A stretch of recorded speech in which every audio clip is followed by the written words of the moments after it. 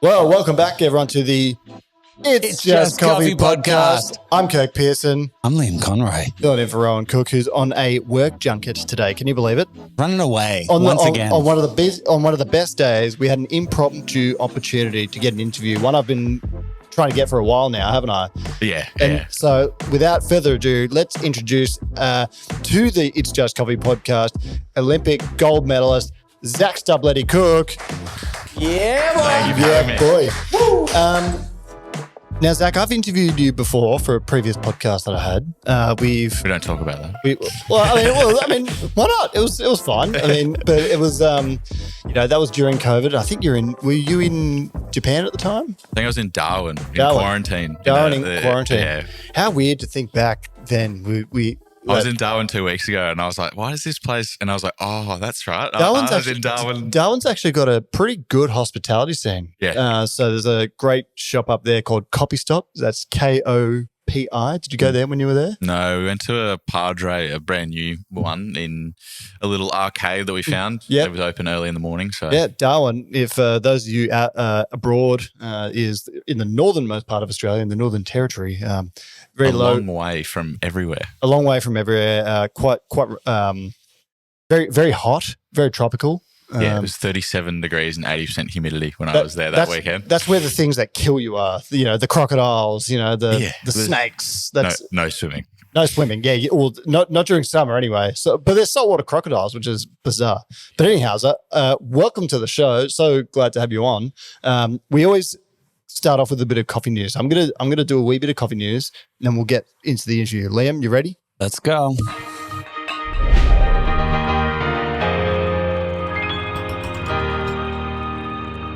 All right, first piece of coffee news. Sorry, I was going to jump in. We didn't chat about the coffee. We'll get to that. We'll get to that. Jump the gun. First piece of coffee news, not related to coffee at all. Metallica is coming to Australia. So they've re-announced their tour. Last time James Hetfield had to unfortunately go into rehab, so he wasn't able to come. But are you a Metallica man? Absolutely. Oh, man. What's your favorite Metallica song? Enter Sandman. Come on. For me, it's Unforgiven 3, which is more of a niche one for people listening in. If you're not a Metallica fan, or you are but don't know that song, it's one of my favorite. And Spit Out the Bone as well. So good. All right, but an actual piece of coffee news. The news of the new boss of Starbucks has pledged to shake up its overly complex menu in an effort to turn around the struggling coffee chain. So Brian Niccol, who joined the company as chief executive in September, said Starbucks needed to fundamentally change its strategy in order to win back customers. The coffee chain reported falling sales, revenue, and profit in the fourth quarter amid weak demand in its US home market and in China, highlighting the challenges facing its new boss. That story comes by The Guardian. Have you been across this story about this guy becoming the CEO? Oh, really? So he's the CEO of Chipotle, and he's got a salary package worth up to $100 million US a year to turn around Starbucks. Now, Starbucks struggling in China is not surprising because they've got Luckin Coffee. Have you heard of Luckin Coffee? They'll probably throw a whole bunch of money at you to be an ambassador after listening to this podcast. But there's also, I think, there's some connection between the global conflict going on right now. And so I think that's one of the reasons for their sales struggling, because they're actually seeing an increase in sales in Australia because there's this cold drink revolution. So Starbucks is more popular than ever in Australia, but for whatever reason, they can't seem to grow in America. So, interesting. Which is interesting because I think we had Damien Coe on the other day, and it's like they've got so many drinks. And I think in America, there's obviously they're much more popular, but they've got an issue where you can order on the app, but because of that, the wait times have just ballooned in the shops, and it's harder for the staff to deliver. Starbucks, if you need a consultant and you got the checkbook open, I'm available. Just email. What's the email again? Hello at itsjustcoffeepod.com. I charge a lot. But anyhow, Liam preluded to before, this wonderful coffee we're drinking. This tastes like bubblegum, and I think you said watermelon sour straps. This is a whack coffee. What is this coffee? This is our nitro coffee. So this is last month's coffee. So September's coffee. There's still some available on our website, sapidusroast.com.au. Well, let's get into that. So come on. We'll get into the Olympic gold medal part in a bit. A little bit. But you have your own coffee roasting business called Sapidus Roast. Now, I did a bit of research the other day. Sapidus, the word for delicious in Latin. Correct, Mundo? Yes. All right. So tell us a little about Sapidus. Direct-to-consumer coffee business, rotating single every month at the moment. And we're going to launch some filter bags as well as some gift packs for Christmas as well. So if you have a special someone who loves coffee, jump on board. They'll be available probably in November, December time. But this coffee we're drinking today is a nitrogen processed coffee that is as soon as we tasted it, we knew we had to have it on the menu. It's unbelievable. Off air, I asked you, is there any green left I can buy? Yeah. And it's an incredible coffee, and anyone that tastes it just is mind blown and doesn't like a lot of people. We enjoy kind of our brand is wanting to get people out into these realm of filter coffee and showcase what it can taste like. Because for us, like you tasting that, even as someone that's tasted a lot of interesting coffees, goes, wow, like how good is that? But it's unbelievable. And I had someone kind of call me out in person recently, saying that I've changed because I use a lot of co-fermented coffee. And as you said, I've tasted a lot of coffees. I've served a lot of coffees, and but for whatever reason, like these coffees, serving them to the general punter and seeing them enjoy it is so much more enjoyable than making like a Panama geisha and having some coffee enthusiast enjoy it. Like the thrill I get from that is so much greater. And it's showcasing what coffee can taste like. Like this is the fringe of it, obviously. And I think it's almost like the coffee world's a bit divided on that co-ferment style of stuff. Yeah. And, for me and our brand, it's exciting because it's like it just brings more people in. And I think that's and our point of view, it just brings more people into the world of coffee and showcases what it can taste like, because the likelihood of them tasting this and then getting into filter coffee and then getting it into a Panama geisha is, it's one step away, but this is the gateway. I want to pause that conversation because we'll get back into it in a bit, but in order for the story to understand, the listener to understand this podcast, I think we need to tell the story of Zac Stubblety-Cook. So if you could just pick up some of that hardware you've got there. So that's the most recent piece. So that's an Olympic silver medal earned at the Paris Olympic Games. Absolutely. All right. Now let's pick up the big dog. All right. That is an Olympic gold medal from the Tokyo Olympic Games in the breaststroke. 200 meters. 200 meter breaststroke. All right. So we have here an Olympic gold medalist within our ranks, which I think is awesome. And I guess for the first part of the podcast, we'll talk a little bit about swimming. Then we'll get into the coffee stuff. At what age did you actually start swimming competitively? Because I was doing a bit of research on you, and I won't spoil the answer, but at what age did you start, and at what point did you think, well, I take this seriously enough to want to do it for my profession? Yeah, I mean, like 6 years old, I can recall being petrified of the water and like wanting to swim because all my mates were swimming and enjoying swimming, and Friday night club night was always there, and swimming the half lap was kind of the thing that actually got me into the pool. And I swam the half lap, closed my eyes because I was so scared, and ended up hitting my head on the wall at the other end. Half lap, that means like 12 meters. Okay. And I was petrified of doing that, right? Yeah. Like, and that's as a 6-year-old, so year one, back in the day. And then fast forward 3 years from there, like Friday night club night after night, weekend after weekend. And then 9 years old, I was telling a story today actually, and it was like, I swam at states, made nationals, flew all the way to Perth for a 44-second race as a 9-year-old. And like looking back, I'm like, what were my parents thinking? I'm so grateful for that opportunity. But like looking back, I'm like, we flew 6 hours for a 40-second race. Like, well, at 9 years old, sure, it's paid off now. You think of Noah Lyles, the Olympic gold medal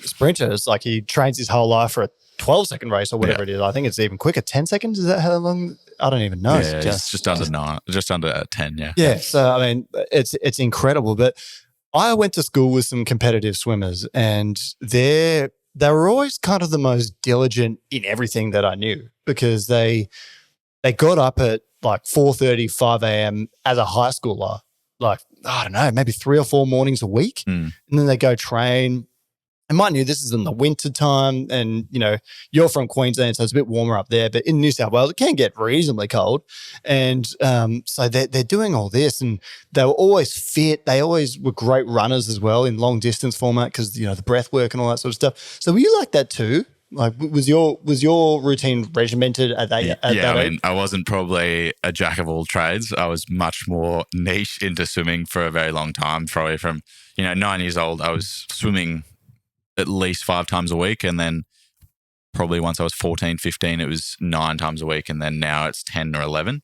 Wow. But as you said, through high school, it was definitely, I've been training actually at my old high school program a couple of times a week at the moment while I'm on break, and getting there at 5:10 again. And I'm like, I don't know how I did this for 6 years. I was, arriving at literally 5 a.m. and leaving school at 7 p.m.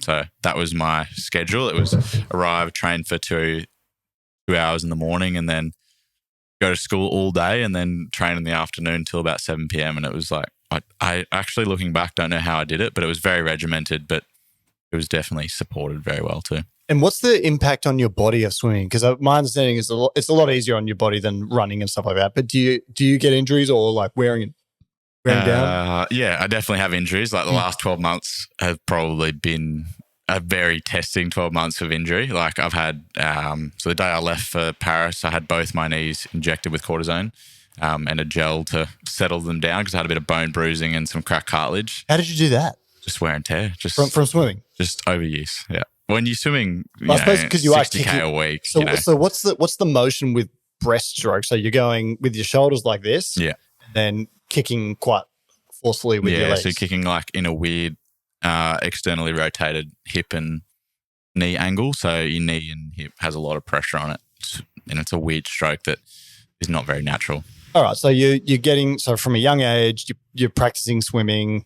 You start winning some competitions, obviously.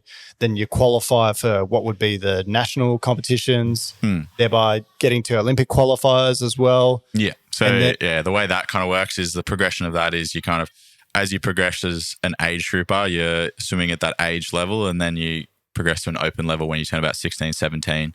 You start swimming in open competitions, so against everyone from all ages. And then once you're 18, you're in that full stop. So for me, it was always age nationals, school nationals up until I was about 16. And then from there progressed into open kind of championships. And Rio was the first Olympic trials I went to, which was an awesome experience. And so how old were you when you were trying? So I was 17 then. Yeah. Okay. Right. And so the point where you get to qualifying for Tokyo, so that's the 2020, which occurred in 2021. So you were 21 when you competed? 21 years old. 22 years old when you competed at that competition. What was it like I want to know a bit about your psychology preparing for those qualifiers and preparing for the Olympics, and what was your mindset like? I guess COVID was a very different games to Paris. I think looking back at Tokyo, you almost have to rewind a year before that because we were 8 weeks out of our Olympic trials. It was about 8 weeks, and the games got cancelled. Well, the Australian government basically said, ScoMo said at the time, we're not sending an Australian team to the Olympics. And that was I was in the pool when that happened, and I got out and had 4 missed calls and an email from Sumoz saying, we're not able to send a team to the Olympics. What's your immediate reaction to that? Because you've done all this preparation, you just hop out of a hard swim. What's your immediate reaction when you heard that? I think it's just pure loss. It's just I don't know what to do with myself now because that was all your direction, and all of a sudden it's just pulled away, and you have nothing in you. At that point in time, we didn't actually know whether it would actually go ahead. Because we were in that global pandemic, rolling lockdowns, and Melbourne was terrible for it. But Queensland, we were a bit better, and it was a bit easier up in Queensland. We only had 6 weeks out of the water, really. I know Melbourne had a lot longer. So for us, it was just a bit of loss. And I think once the games were then re-announced that it'd be a year later, there was definitely much more hope. And then our ability to train kind of changed, and the goalpost just shifted. It was less about like whether we were going to do it. It was more about, okay, now the goalposts have just shifted away from 2020 July to 2021 July. And for me personally, like that definitely gave me more scope to relax into a bit more of other things in my life, not just swimming, but also being able to study a bit more and have a bit more balance and focus towards that games, because I think the pressure was really building into 2020 and I had a really good year in 2019, probably didn't have as much focus into 2020 but was able to have that opportunity to refocus into 2021. So let's fast forward to the part where now you're going to the Olympics. What's a week like? Just summarize as best you can. What's a week like in preparing for an Olympic Games? The week, like say for example, you're at the facility, and like what are you doing in preparation for your swim?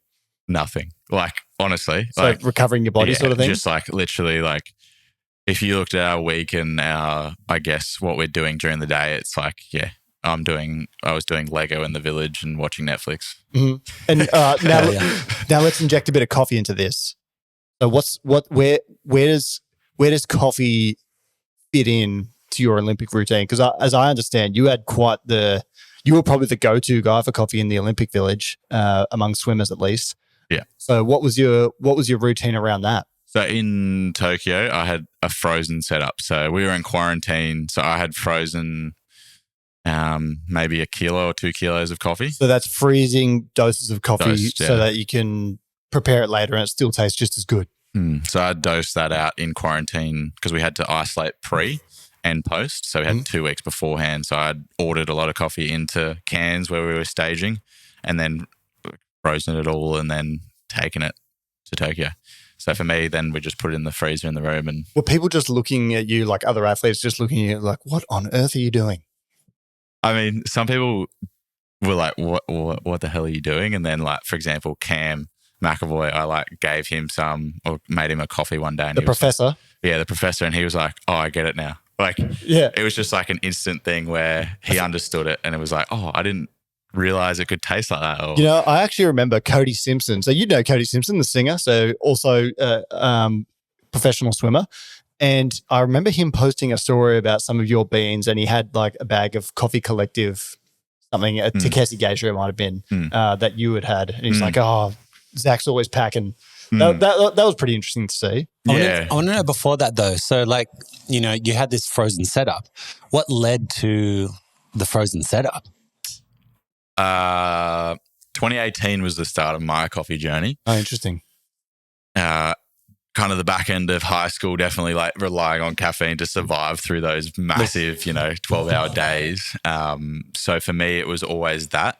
And then it was like, okay, how can I make this taste good? And it was an AeroPress and a Bellissimo bean from a local roaster in Brizzy. And then kind of started getting into filter, and then a mate of mine roasts up the Sunshine Coast as well. So he kind of pushed me into that filter. And then 2021, I was like, traveling a bit and trying to seek out cool coffees. And then 2022 met Carlos and Simon for their World Brewers Cup tour of Oz and got to taste Carlos Escobar and Simon Gawthron. Yeah. Yep. Some that coffee is unbelievable. I still have some frozen. What was that coffee, sorry? Their World Barista Championship coffee. Oh, the Thermo Shock Geisha from Finca El Paraiso. Yeah.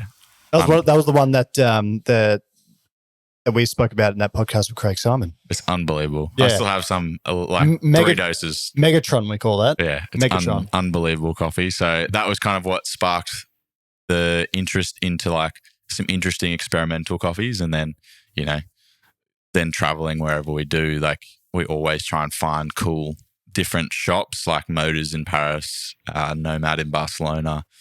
Like Paris at Motors is unbelievable. Like their filter menu, I remember going with Cody, Emma, and a bunch of the other swimmers and sitting down and ordering one of their whole frozen menu and just showcasing, and like Cody and Emma and Jenna and Sam and Mac were like, I didn't know coffee could taste like this. These are all professional swimmers, by the way, he's mentioning.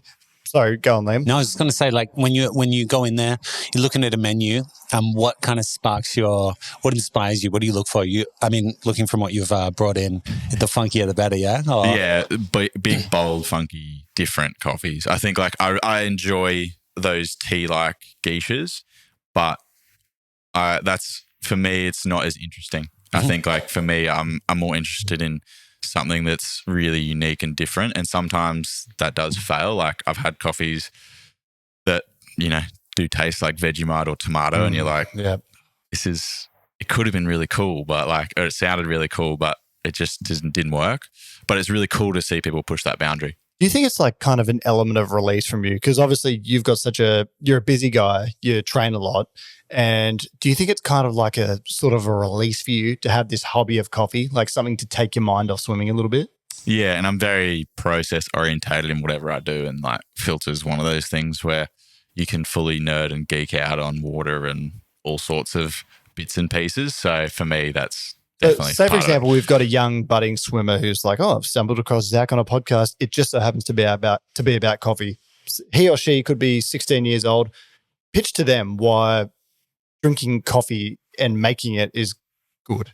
I think for me, personally, it's about process and enjoying a little escape. So for me, it's always like the first thing I do when I'm competing, and when I travel with a kit that's very similar to home.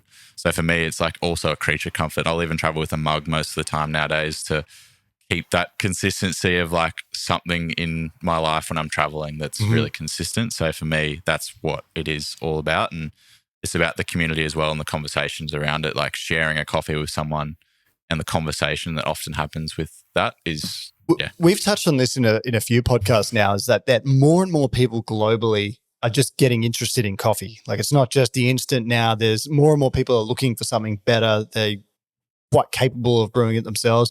And there's I was having a really long, hard think about this today. There's kind of like an innovation wave. Like coffee's had, you might have heard this terminology, but there's been a first, second and third wave of specialty coffee. And we're kind of going through a fourth one now, but I don't think I'll call it a fourth wave. I think I'll call it an innovation wave. There's just so much good equipment for home use now. Yeah. We've got this machine back here. There's there's so many good machines in coffee for home, but also commercially. And the stuff that's happening commercially is just nuts. There's never been a better time to get into coffee than there is now, really. And the travel setups, like now, like I've distilled mine down to quite a small setup, and it's awesome. Like it's literally a bag. I was about to say, like, what is your setup? Like you said before, you're an AeroPress man. Yeah, used to be. Not anymore. Used to be. Yeah. V60? No, I have an Aurea for travel because I can press the filters, so I can take a flat filter. Because I've always used like Kalita Wave was my first dripper. What's the Aurea? What was it? It's a UK brand, and it's just like you 3D print the press, I guess it is, and you're literally using a flat filter. It's like a tall, almost cylindrical brewer. Yeah. And with like long a flatbed still. Yeah. Flatbed, but they're like bigger, more floppy papers. They're kind of harder to align the papers, right? Yeah, but the press helps for sure. And for me, when I travel with it, I don't like traveling with Kalita filters because they just get bent and destroyed. Yeah. And then I'll have a Comandante and a little set of scales as well. And then, whatever. I typically actually travel with like one bag of coffee, and then wherever I go, I'll order coffee. So I'll because we're traveling for example, at Paris, I ordered DAC, fried hats, Manhattan, a fair bit of Manhattan coffee. So like, it's nice to be able to order those European roasters because we don't often get them here. Yeah. Well, there's a few people that bring it in, but it's probably not as good as getting it in Europe because, once it travels and stuff like that, it's a little bit older. Yeah, like Manhattan, it was shipped the next day. So but they're pretty good. Like it's so hard to ship coffee from Australia because, I don't know, everything's just harder in Australia. But in Europe and the US, they seem to just like jettison it and get it here quick. I want to talk about Sapidus a little bit. So you're roasting a little bit of filter now. You've got some plans for doing, you were just saying as we introduced the pod, you want to do some more sort of almost ready to go stuff like drip bags. You elaborate on that? Yeah, so we're looking into some drip bags, and hopefully November, December time we'll have some drip bags available. So for us, we want to make this coffee really accessible. So, not everyone has a filter set up at home, but we can make that accessible using a filter and drip bag. And so a drip bag, for those listening in, is kind of like just a little thing with already ground coffee that has a little filter arm, so you can put it over your cup and then get a kettle. So you don't really need much equipment. It's It's hot water and a cup. and they're quite good too. They're so good. They're very They're so respectable. good. And I think we spoke about them on the pod recently, actually. And with coffees like you're using, that's like their best purpose, really. So for us, we're doing a Maypop. I think we're going to do the Maypop culture in there. So another co-ish fermented coffee, so a pre-yeast coffee. So it's like a passion fruit. Like we called it passion pop, so because it tastes exactly like a passion pop, like the champagne. So for us, that's kind of the direction we're going in. And then we're going to do some gift packs as well for any coffee lovers for Christmas with probably 3 or 4 of our coffees. Do you see coffee being your career post swimming? So you, as I understand it, you're going to go for one more Olympic Games. Where's the next one? LA. Yeah. LA. So you're going to prepare for LA. After that, you might do a few more other comps. I don't know what your plans are, but do you think after swimming, coffee is a career for you? Maybe. I think like for me, it's an interesting space, and I think there's a lot of growth to go in there. I think the cafe piece, and you've probably spoken about it before, but like, us as a nation growing from 19,000 coffee shops to nearly 26,000 in 3 years is not super sustainable. So I think for me, because that would be the space I'd love to go into, because, as I said before, like Nomad and Motors Coffee, like 2 of my favorite coffee shops in the world, and my local as well, Supernumerary in Salisbury in Brisbane. If anyone's listening from there, definitely go check it out. Shout out to them. Yeah, they're one of my favorites, and Simon does a really cool operation there. So for me, something like that would be really cool, but how that fits in and how that kind of works is, I think at the moment, watching that industry, maybe. I think for us, like this style of stuff would be cool, or ready-made drinks would be very cool. Yeah. To do like a ready-made rotating blend would be quite cool. Yeah. Maybe perhaps there's a big-time ambassadorial role. Like we said, Lucky in Coffee, if you're listening, we've got some Australian royalty here. Who knows? Slightly nicer on the knees. Slightly nicer. Yeah, a touch. Do you ever look at someone like, are you across Jimmy Butler's coffee antics? Yeah. So were you like the big face coffee of the Olympic Village? I mean, there was actually baristas. So Local had baristas over there. They had, I think it was 4 or 5, and they rotated through. That was in Tokyo?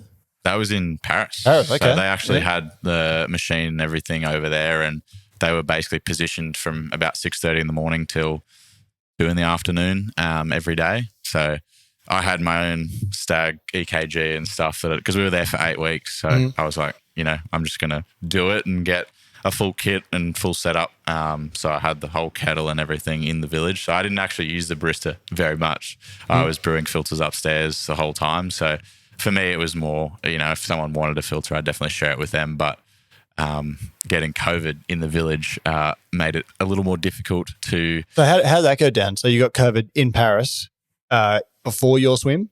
Okay. 3 days before. So no. I was in the village for 3 days.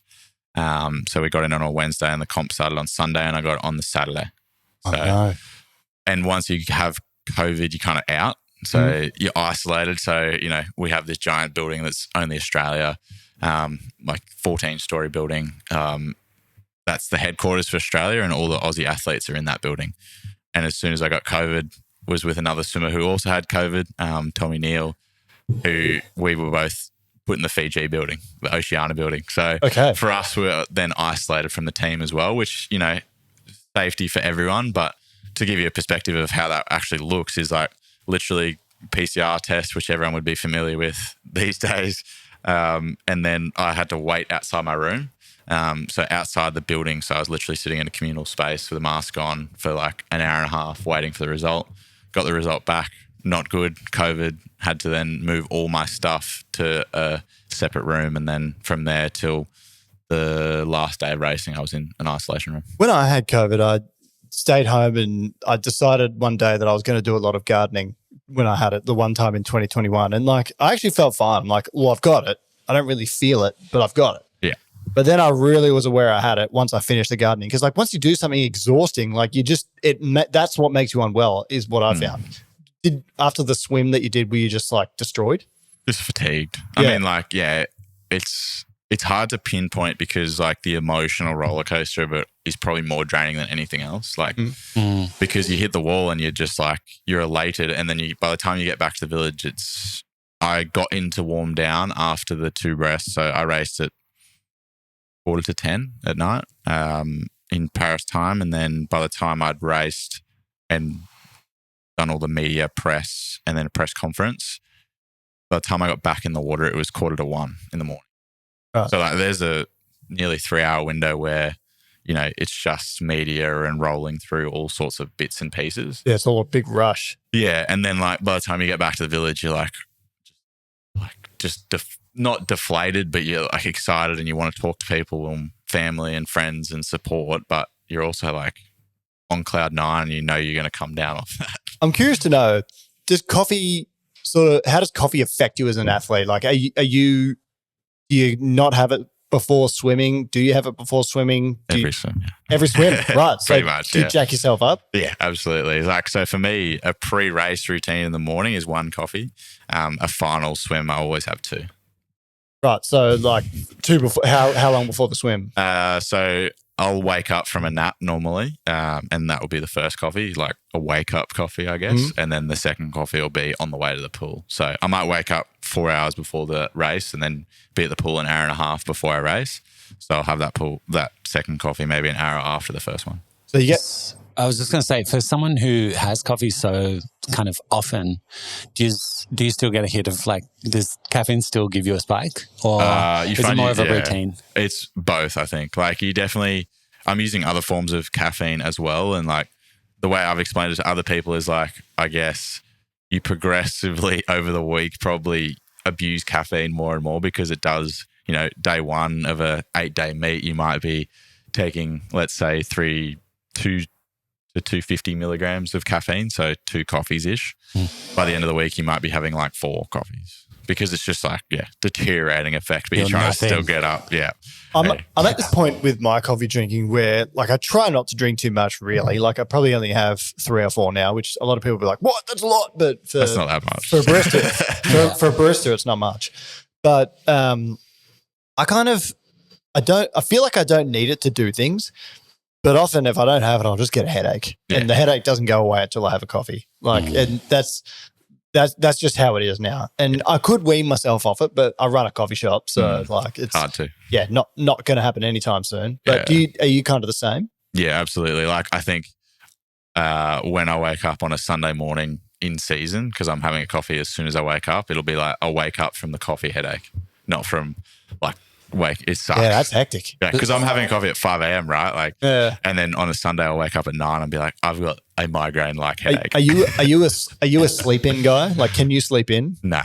Yeah, my whole life, and I didn't even need coffee. I'm just psycho. People listening and watching this, I'm just a psychopath. Like, I don't sleep in. I've never been a sleeping guy. I'm jealous. I'm the opposite. It's a curse, really. Like sometimes I wish I could sleep in. I can sleep in, but it's more like I'll wake up and then I'll go back to sleep. I cannot. I'm way too jacked up on Mountain Dew, just naturally as a person. Like I don't need coffee. It's kind of in a way, like I don't feel the effects of it. Like I was saying, like I had a coffee first thing this morning when I got on the plane and then fell asleep. So I probably don't feel the effects of coffee. See, I can do that as well, but I've never been a sleep-in guy. Like I wish I could sleep in. I think I could count on both hands the amount of times I've woken up after 9 a.m. in my life. Yeah. Like, it's wild. We did a video, Mole kind of put it to us, called the Nappuccino, which is like you have a coffee and like it puts you to sleep. Like it puts you into that. My favorite is the coffee nap. So like during the day, I'll often have a coffee. If I'm like flat out, have a coffee and then it's like a 20-minute nap. Like I'll scull an espresso or whatever and then 20-minute nap and the coffee kind of wakes you up. And it's like the best. Oh, you time it. Yeah. So like you're waking up as you're like bouncing back. So you like fall asleep before caffeine hits and then you're waking up as you're coming out of it. It's the best. But it's that dial in the morning and everyone ought to try this listening to the podcast or watching the podcast. And I even invite you, you might not have experienced it, is like the dial in sessions. That's when you go into the shop and you prepare all the coffees and you have to kind of tweak the recipes. Believe it or not, there are recipes. To get them tasting as good as you can. And that hour in the morning is just golden for me. Like, and you'd get it at home, but just, when you get it with milk, you get it with espresso, you get it with filter, it's the best. And like after that, I don't really drink coffee for the rest of the day. Yeah. getting an espresso machine, a nice espresso machine, was like the worst thing for my coffee consumption, because now I grab like literally will grab have a filter and an espresso or a milk base like at the same time. Like I just doubled my intake. What machine do you have? Micro. Oh, La Marzocco. Oh, yeah. You've got it going. And you drink milk as well? Yeah, you had a couple of my shop the other day. Yeah, I did. They were very nice. I finished that bag. Which one was that? The strawberry cheesecake. Strawberry cheesecake blend. It's a bit of a killer, isn't it? You had to try that one. Yeah. You've had it as well, yeah? Well, you had the Lamington.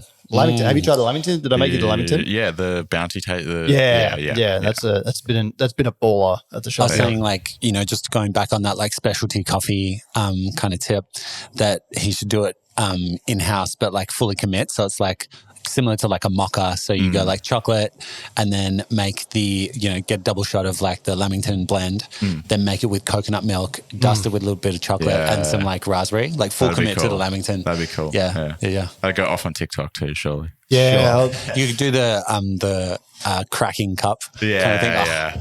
Pop. What do you think of the cold drinks revolution? Like, see, I'm in two minds about it. Like, I love the creativity. I love how the community can get around it a bit, but I also kind of miss when people just enjoy coffee. Yeah, I think it's very American.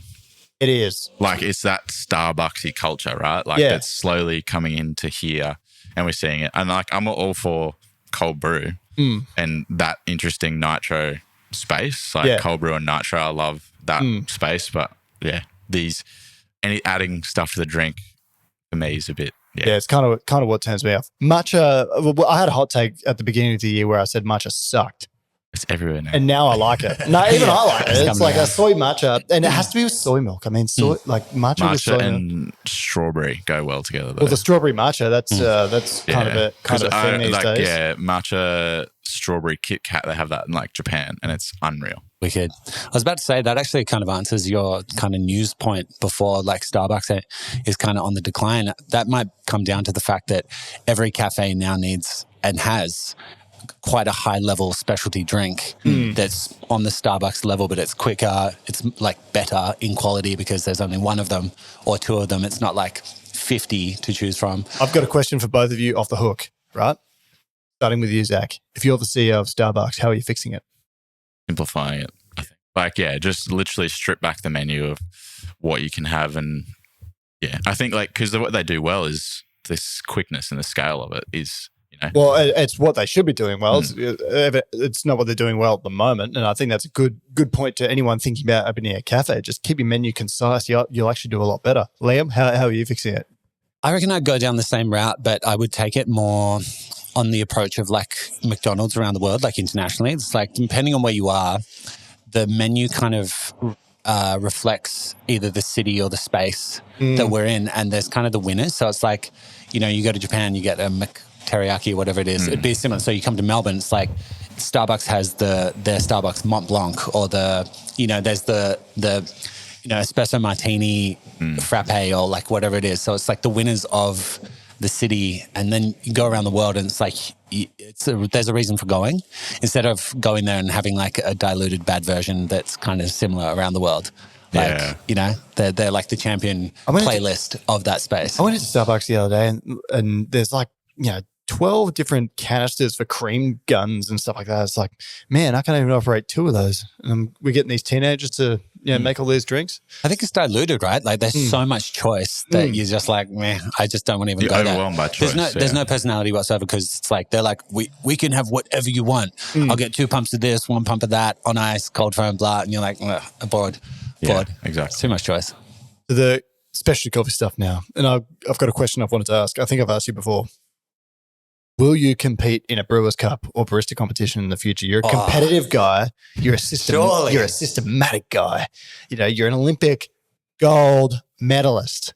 Will you become Australia's next Brewers Cup champion one day? The Brewers Cup definitely interests me more than the barista style stuff. Yep. I think, like it definitely interests me, and I think for the brand as well, it would be cool to get to that point where we could compete and do some really cool, interesting coffee. And like, I think, like, I know I'm still, like, although I have a good knowledge base of specialty coffee, it's still like, I feel like I have a lot more to learn before I'd actually get into that. The industry needs someone like you competing. And I've said this to you, and I think Adam Zampa, Australian cricketer, is another good example. Like, we need someone that's got a bit of a profile to come in and compete in one of these competitions to A, let you know what it is, but B, lift the whole thing up. Yeah. You know, like coffee's, you look at a sport like pickleball.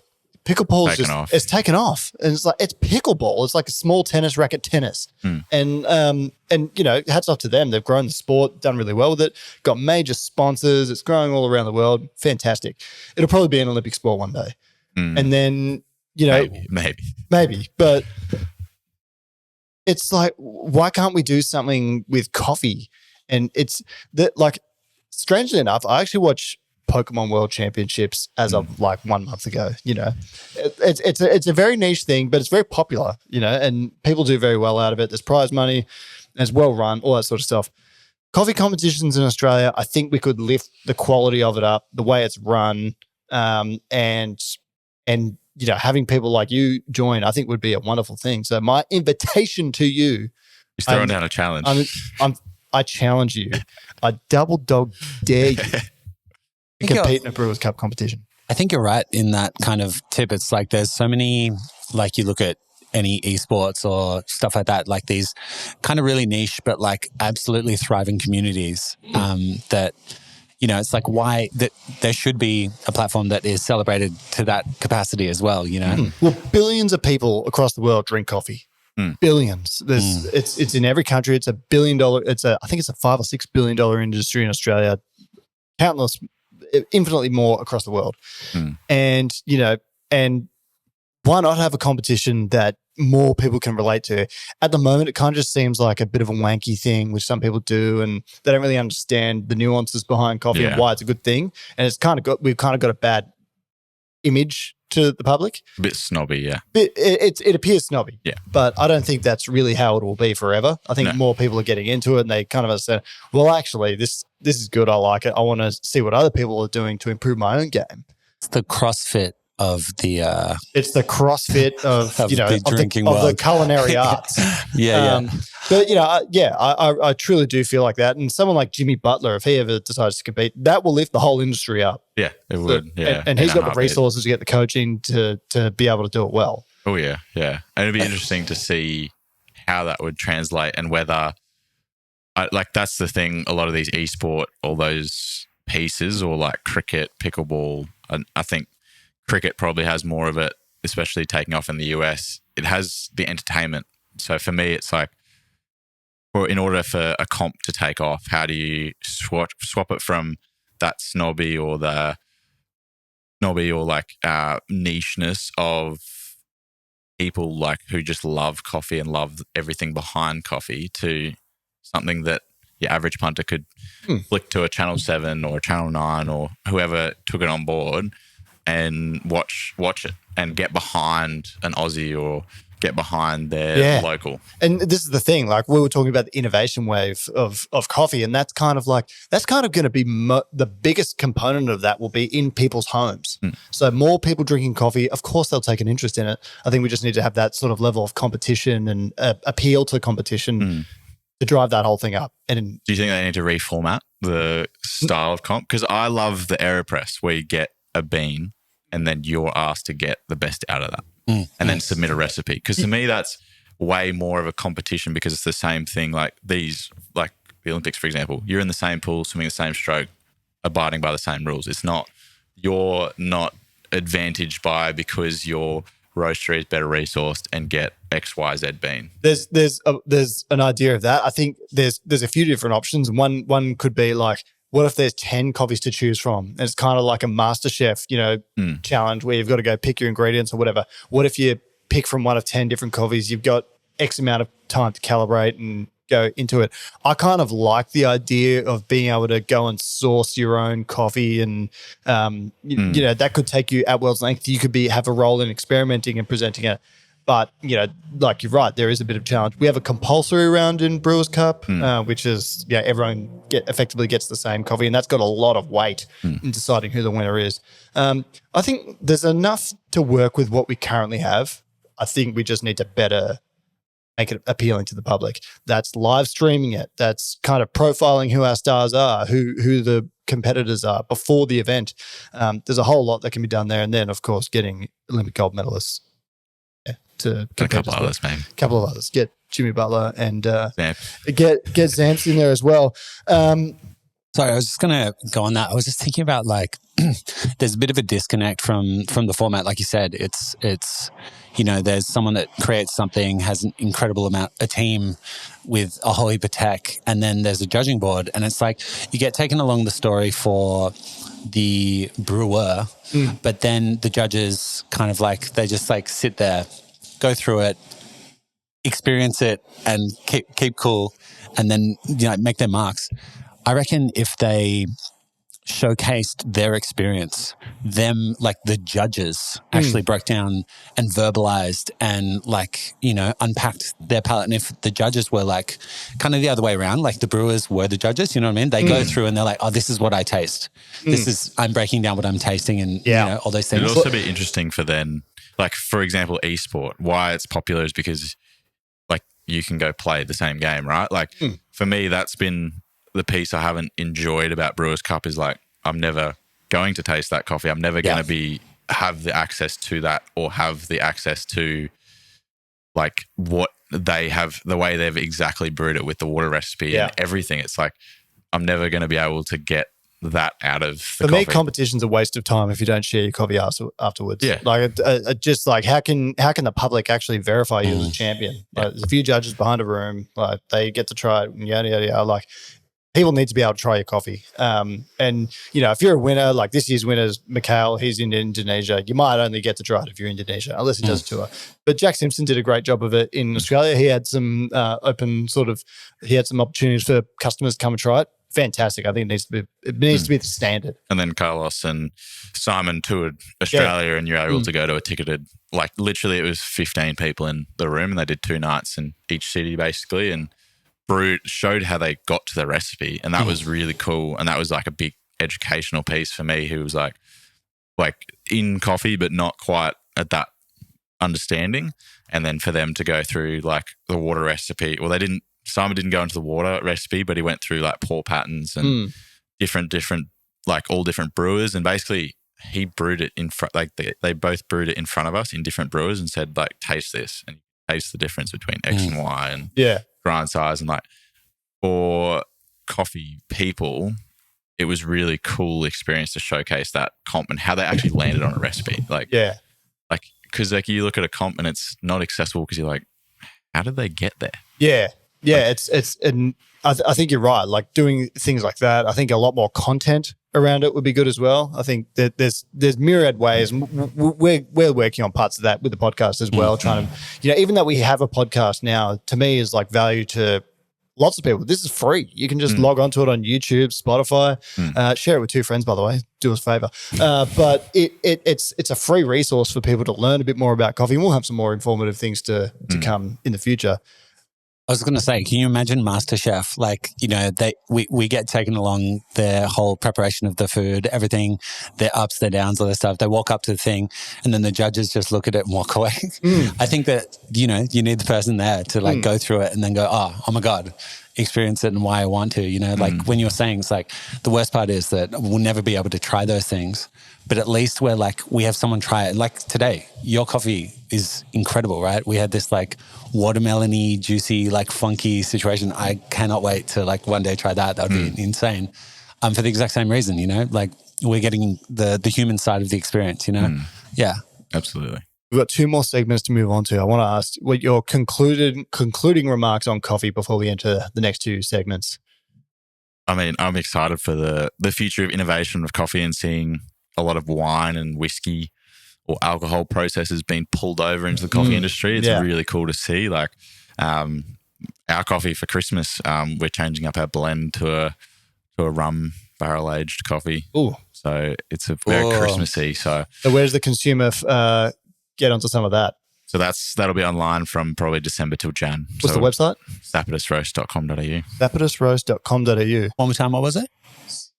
Sapidusroast.com. Sapidusroast.com.au. Okay, cool, great. Oh, Thank you. I love that. Sorted. And you should. We just had the watermelon sour. That was unbelievable, wasn't it, Liam? That was delicious. We're going to move into the next segment, which is rapid fire questions. So over 1 minute, I'm going to ask you 20 questions. You need to answer them as quickly as you can. Are you ready? Yeah? Yeah. Let's do it. Hey, it's just questions. Hit the button. And your time starts now. Two-pack or Biggie? B. McDonald's or Burger King? McDonald's. Espresso or filter? Filter. Instant or McDonald's? McDonald's. Xiaolong Bao or ravioli? Xiaolong Bao. Favorite Pokemon? Pikachu. Dua Lipa or Sabrina Carpenter? Dua Lipa. Favorite Star Wars film? Return of the Sith. Favorite coffee shop?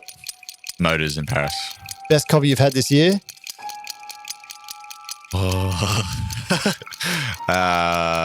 Maypop.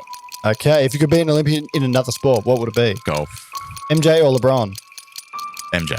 Greatest Australian swimmer of all time? Or Kieran Perkins. Metallica or AC/DC? AC/DC. Favorite cocktail?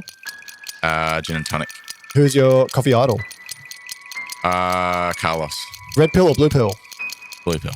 Favorite coffee machine? Lana Micro at the moment. Favorite brewer? Too slow.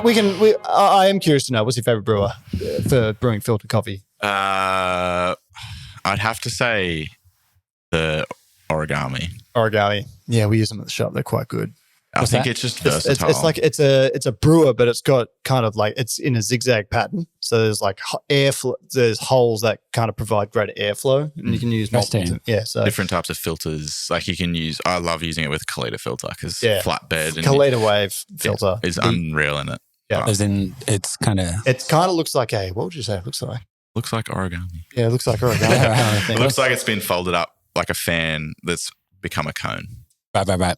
Amazing. Well, now I can't quite introduce it the same as Rowan Cook would. I feel a bit naked without him here, but we're getting into the segment, which is actually the greatest segment in all of coffee podcastery. It's time for the extra hot take with two sugars.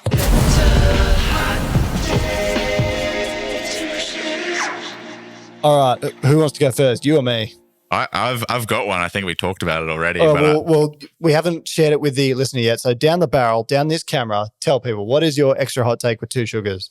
I think the future of coffee is co-ferments. Oh, there's going to be. You might agree with that. Well, yes, to an extent. Like, there's going to be a lot of trolls on the internet coming after you, Zac Stubblety-Cook.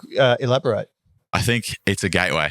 Let's call it the gateway drug into filter or into coffee, because I think the exciting piece of it is that you can blend it out and make it a little bit more mellow. But I think those co-ferments, or whether it's rum barrel aged or watermelon that I had from a roaster, DAC Coffee Roasters, was like one of the most incredible, interesting coffees. Like you think that tasted like watermelon. This was like literally tasted like you're drinking candy. It was unbelievable. I've never tasted a coffee like that.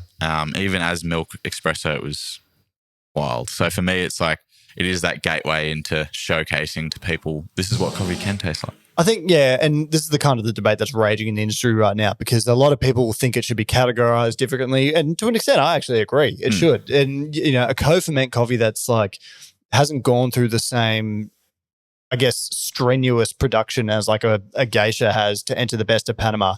A co-ferment does not belong in there. It just doesn't. But I do think it's worth putting in a World Barista Championship, because that's not a competition of the bean, that's competition of the barista. And there's been a bit of a culture in competitions in coffee where the winner kind of gets accused of using an infused coffee, and which is a bit disappointing. So now the competition's just allowed it. You can. Having said that, if there's a judge that judges a wash Vinca Deborah as lesser quality than like a passion fruit infused coffee from Colombia, like, you should lose your accreditation. Of course, the wash geisha is going to be better. Like, it's a more enjoyable coffee. It's a better coffee. Yeah, but, it's a more pure coffee. Yeah, it's a more pure coffee, and it probably tastes better to a lot of people as well. But like, I totally agree. I think it's the future. I think the other piece that a lot of people don't realize is, like, for farmers, it's more controllable. Like it is. you can co-ferment a strawberry or passion fruit consistently with every crop and it's going to taste the same, or it will get to the point where it is tasting the same.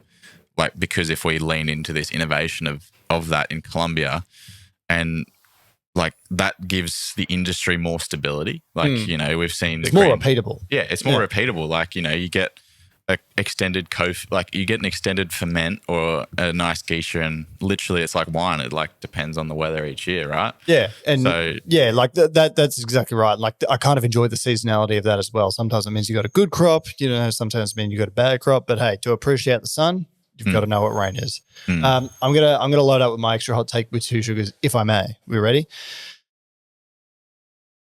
Stop saying Ethiopian and Kenyan coffees are bad.